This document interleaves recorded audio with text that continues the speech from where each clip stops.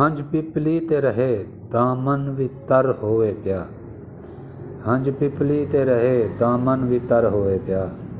ਆਪਣੀ ਹਾਲਤ ਤੋਂ ਕੋਈ ਕਿਉਂ ਬੇਖਬਰ ਹੋਵੇ ਪਿਆ। ਉਹਨੇ ਤਹੂੰ ਉੱਚਾ ਟੰਗਿਆ ਹੋਇਆ ਆਪਣੇ ਘਰ ਬਿਜਲੀ ਦਾ ਬਲਬ।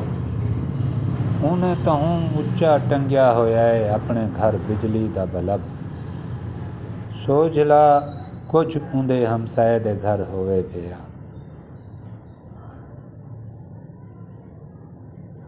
ਜ਼ਹਿਨ ਦੇ ਵਿੱਚ ਨਿੰਦਰ ਲਾਥੇ ਰਹਿ ਵञनि ਸਾਰੇ ਖਿਆਲ। ਜ਼ਹਿਨ ਦੇ ਵਿੱਚ ਨਿੰਦਰ ਲਾਥੇ ਰਹਿ ਵञनि ਸਾਰੇ ਖਿਆਲ।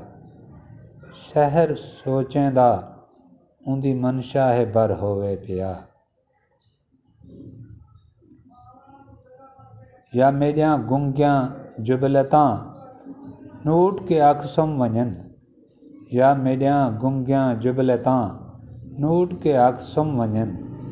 ਜਾਂ ਮੇਰਾ ਅਹਿਸਾਸ ਦੀ ਸੂਲੀ ਤੇ ਸਰ ਹੋਵੇ ਪਿਆ। कितने नस्लें को बुजुर्गें दी नसीहत खा गई। कितने नस्लें को बुजुर्गें दी नसीहत खा गई। शोख बालें को ज़रा प्यो मां दा डर होवे पिया। कितनी मुश्किल थी गई है अपने चेहरे दी सुञाण। कितनी मुश्किल थी गई है अपने चेहरे दी सुञाण। हर कहीं दा रोज़ शीशे नाल शर होवे पिया।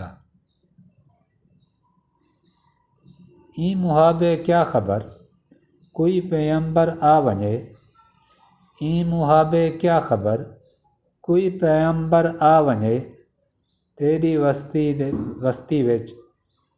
वस्ती विच अबू जहलें दा घर होवे पिया।